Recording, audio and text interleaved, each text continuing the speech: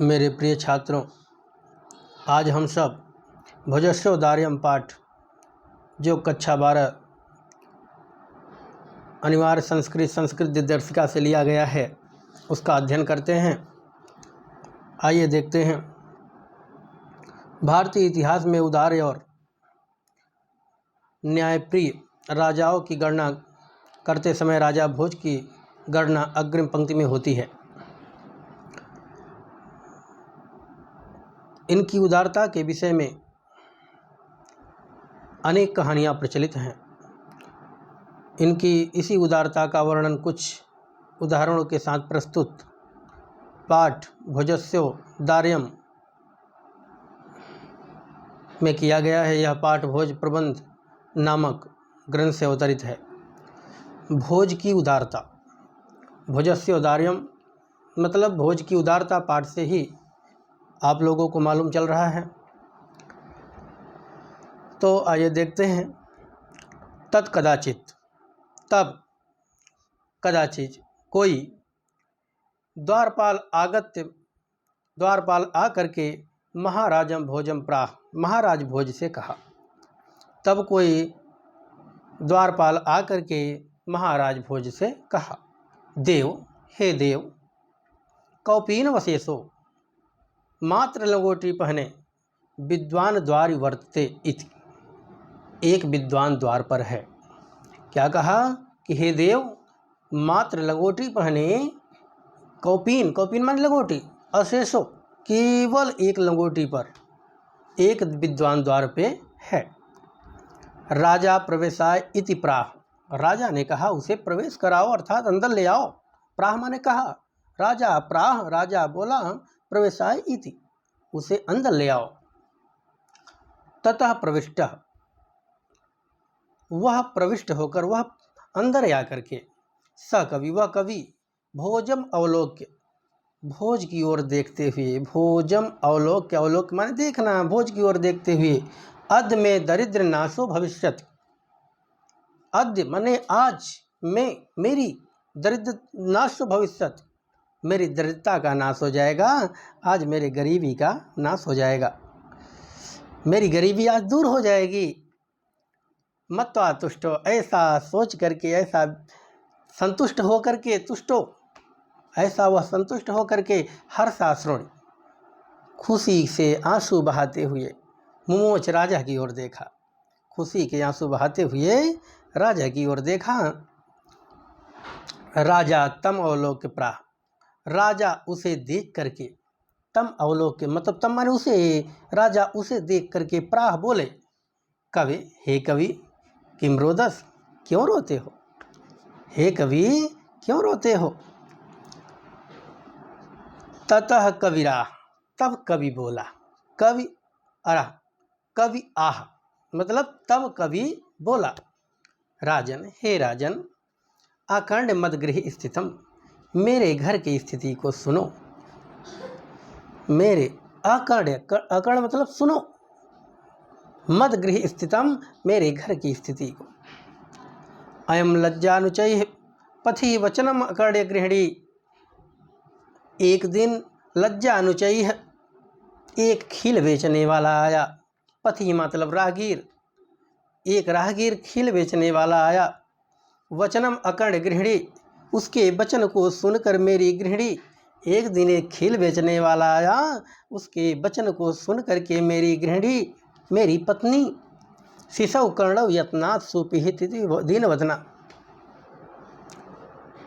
शिशव कर्णव यत्नाथ मेरे पुत्रों के कानों को सुपहित अच्छी तरह से बांध दिया। क्यों बांध दिया? क्योंकि वो सुन न पावे, नहीं तो जिद करेंगे खील के लिए, लावा के लिए, और गरीबी में पैसा बिल्कुल नहीं। तो शिशव कर्णव यत्नाथ अपने पुत्रों के कानों को इस प्रकार बांध दिया। दीन वदना, वह दुखी मुख वाली, मैं छीणो पाए, मेरी तरफ बड़ी छीणता से देखने लगी, बड़े दुख से देखने लगी।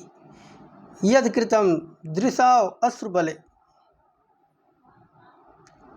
मैं छीणो पायो यद कृतम, मेरी तरफ ऐसा देखने लगी, बड़े दुख से देखने लगी।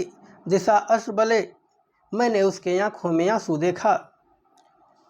दृशा अश्रुबले अर्थात मैंने उसके आँखों में आंसू देखा। तदंतः शल्यम में तमस, उसका वह देखना, तदंतः शल्यम मेरे हृदय में कांटे की तरह चुभ गया। उसका ऐसा देखना, आंसुओं से भरे आँखों से देखना मेरे हृदय में कांटे की तरह चुभ गया। पुनरुद्धम उचितः, हे राजन इसे आप ही निकाल सकते हैं, अर्थात आप ही इस कष्ट को दूर कर सकते हैं। राजा ने कहा शिव शिव, राजा ने कहा शिव शिव। इत उदरियन, ऐसा उच्चारण करके, ऐसा बोल करके, प्रत्यक्षरम लक्षम दत्वा, प्रत्येक अक्षर पर ₹1,00,000 दिया। राजा ने कहा शिव शिव, ऐसा उच्चारण करके उदारता से प्रत्येक अक्षर पर ₹1,00,000 दिया और बोला त्वरितम गृच्छम गेह, तुरंत घर जाओ। त्वरितम मतलब तुरंत, गृच्छम मतलब घर, गच्छम मतलब घर, त्वरितम तुरंत, गच्छ गेहम, गेहम माने घर, गच्छ माने जाओ, तुरंत घर जाओ। तदगृहिणी खिन्ना वर्तते, तदगृहिणी तुम्हारी पत्नी, खिन्ना मतलब दुखी, वर्तते माने है तुम्हारी पत्नी दुखी है। अन्यदा भोज, दूसरे दिन भोज। श्री महेश्वरनमतिम, श्री महेश्वर को अर्थात भगवान शिव को नमस्कार करने के लिए शिवालयम अभ्यगच्छत, शिवालय गए। दूसरे दिन श्री महेश्वर को नमस्कार करने के लिए शिवालय गए। तदा कोयपि, तब कोई ब्राह्मण, राजनम सन्निधानव, राजा के पास आकर के, तब कोई ब्राह्मण राजा के पास आकर के प्राह बोला, देव हे राजा, हे राजन, अर्धदानवैणाम गिरिजा अप्य अर्ध शिवहृतम देवत्थम जगति तले पुरः अभावे समुन्नलति। अर्धदानवैणाम, शिव के आधे भाग को क्या कहा, उस ब्राह्मण ने क्या कहा राजा से, अर्धदानवैणाम, शिव के आधे भाग को अर्धदानव वैरिणा, अर्थात आधे भाग, अर्ध माने आधे भाग को, दानव वैरिणा। हे राजन, शिव के आधे भाग को दानव वैरी कौन है, विष्णु जी, आधे भाग को विष्णु जी ने ले लिया है। गिरिजा अप अर्ध शिवहृतम, और आधे भाग को पार्वती ने ले लिया है। गिरिजा, गिरिजा कौन है, पार्वती, आधे भाग को पार्वती ने ले लिया है। अर्धदान वैरिणा, शिव के आधे भाग को दानव वैरी अर्थात विष्णु ने ले लिया और आधे भाग को पार्वती ने ले लिया। देवत्थम जगती तले पुरः भावे सम्मिलित, हे देव जगती तले, हे राजन संसार में अब पूरा हर भावे मतलब भगवान शिव की कमी हो गई है। अब संसार में भगवान शिव की कमी हो गई है।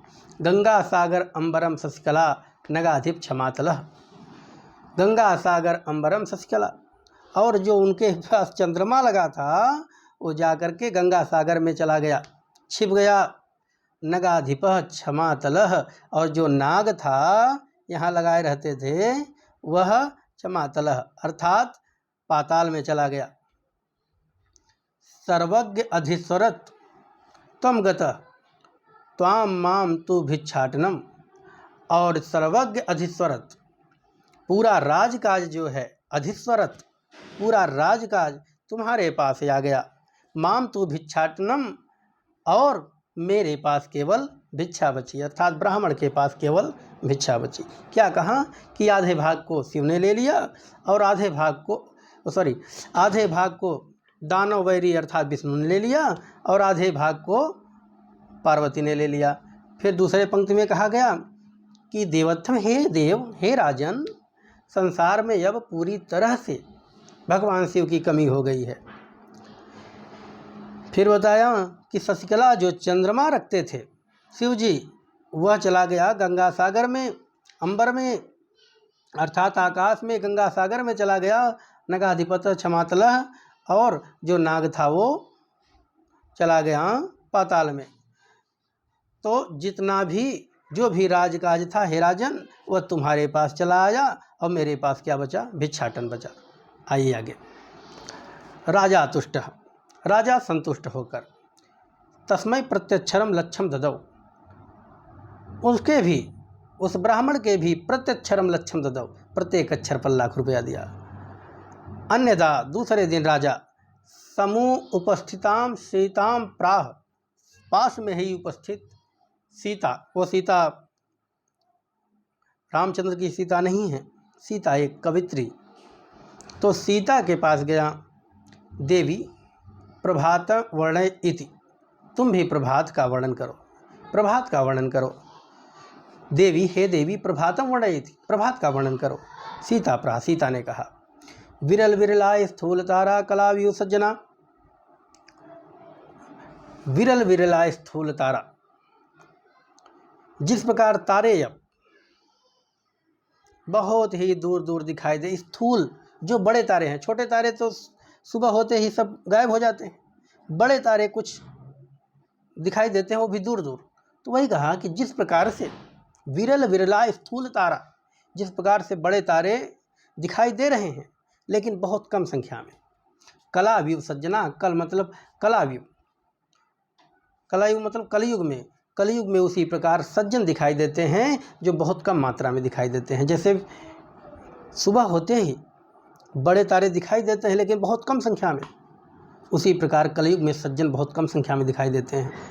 मन एव मुने सर्वत्रैः प्रसन्न भुन्नभः, मन एव मुने, मुने मन मुनियों का मन इसी प्रकार प्रसन्न हो रहा है जैसे प्रसन्न भू नभः, भू माने धरती, नभ माने आकाश, जैसे धरती और आकाश प्रसन्न हो रहे हैं। अवसरच ध्वांतम चित्त मेव दुर्जनः, चित्त सताम दुर्जन मेव दुर्जनः, अपसरंत ध्वांतम, अपसरंत मतलब भाग रही है, रात इस प्रकार जा रही है जैसे चित्त सतम दुर्जनः, अर्थात दुर्जनों के बीच से अच्छे लोग जाते हैं, जैसे दुर्जनों के बीच से, गलत लोगों के बीच से अच्छे लोग अपने आप हट जाते हैं, उसी प्रकार रात भाग रही है। ब्रजत च निशा क्षिप्रम, रात उसी प्रकार दूर हो रही है। लक्ष्मी अनुद्यमीव, अर्थात जिस प्रकार आलसी लोगों से लक्ष्मी अपने आप दूर हो जाती हैं। ब्रजत च निशा क्षिप्रम, रात उसी प्रकार भाग रही है, दूर हो रही है, जैसे अनुद्यमीव अर्थात लक्ष्मी, जैसे आलसी लोगों के बीच से, आलसी लोगों के हाथों से लक्ष्मी अपने आप दूर हो जाती हैं। राजा तस्य, राजा उसे भी लक्षम दत्वा, उसका कम पसंद आया, तो राजा ने उसे क्या किया कि केवल लाख रुपया दिया। लक्षम दत्वा कालिदास प्राह, कालिदास से कहा, सखे, हे सखे, त्वमपि प्रभातम वर्णय इति, तुम प्रभात का वर्णन करो। ततः कालिदास प्राह, तब कालिदास ने कहा, अभूत प्राची पिंगा रसपतेरेव प्राप्य कनकम, अभूत प्राची पिंगा, पिंगा मतलब गुलाबी या पीली से जोड़ सकते हैं। तो अभी प्राची पिंगा, प्राची मतलब पूर्व दिशा, पूर्व दिशा पीली हो रही है, अर्थात पूर्व दिशा गुलाबी हो रही है, चाहे आप गुलाबी कहें चाहे पीली कहें, पूर्व दिशा पीली हो रही है या गुलाबी हो रही है। जब सुबह का सूर्य निकलता है तो उस समय गुलाबी रंग का होता है, तो पूर्व दिशा गुलाबी हो रही है। रसपतिरेव प्राप्त कनकम, और रसपति, रसपति कौन है? चंद्रमा, चंद्रमा अब सुनहरे आकार का हो रहा है, सुनहरे आकार का। रसपतिरेव प्राप्त कनक, चंद्रमा सुनहरे आकार का, अर्थात डूबते समय सुनहरे आकार का होता है। गतश्चंद्रो बुद्ध जनयु ग्राम्य सदस्य, गतश्चंद्रो बुद्ध जनयु ग्राम सदस्य, चंद्रमा इसी प्रकार अब जा रहा है कि बुद्ध जनयु ग्राम सदस्य, जैसे बुद्धजन, बुद्धजन मतलब विद्वान जन, ग्राम सदस्य मतलब गंवार या गांव के मूर्ख, गांव के मूर्ख।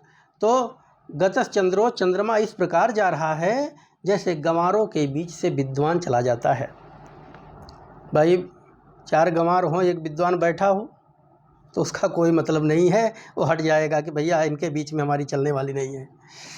फिर क्या, क्षणस क्षीणस तारा नृपतयः इवान उद्यम पराः क्षणम क्षीणस तारा, तारे उसी प्रकार क्षीण होते जा रहे हैं, उसी प्रकार गायब होते जा रहे हैं। नृपतयः इवान उद्यम पराः, जैसे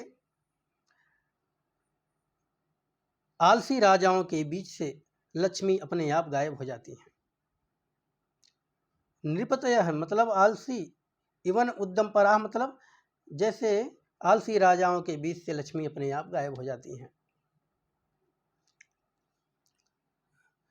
क्षणम क्षीणस तारा, तारे उसी प्रकार दूर होते जा रहे हैं। नृपतयः इवान उद्यम पराः, सॉरी, जैसे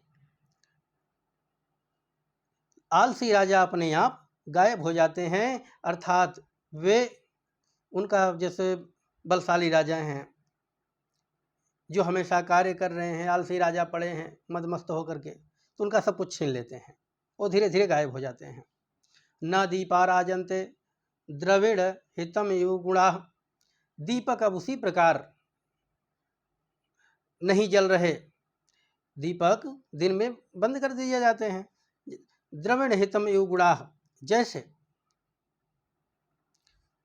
गुणवान व्यक्ति, हितम यु, द्रविड़ हितम यु गुणा,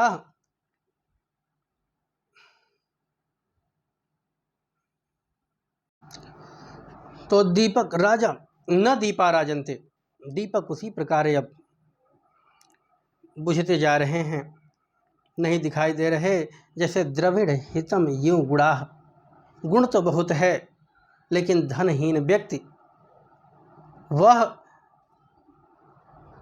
दिखाई नहीं पड़ता है। अर्थात गुण रहने पे और धन रहने पे, दोनों पर, तब जाकर के वह एक महान माना जाता है।